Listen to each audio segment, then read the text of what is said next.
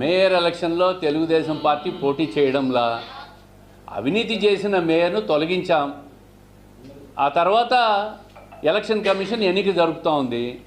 ఆ ఎన్నిక మీద కూడా కోర్టుకు పోయిన పెద్ద మనుషులు వీళ్ళంటే వేరే వాళ్ళు ఎవరు మేయర్ కాకుండా తెలుగుదేశం పార్టీ పోటీ చేయడంలే. తెలుగుదేశం పార్టీ పోటీ చేస్తే మీరు ఎన్నికను అడ్డుకొని కోర్టుకు పోయిన అర్థం ఉంది. మేము ఎన్నికల్లో పోటీ చేయడం లేదు, మాకు అవసరం లేదు ఎన్నిక. 3 నెలల తర్వాత వచ్చే జనరల్ ఎలక్షన్లో మేము పోటీ చేస్తామని చెప్పినాం. అప్పుడు కైవసం చేసుకుంటాం, దీంట్లో అనుమానం లేదు.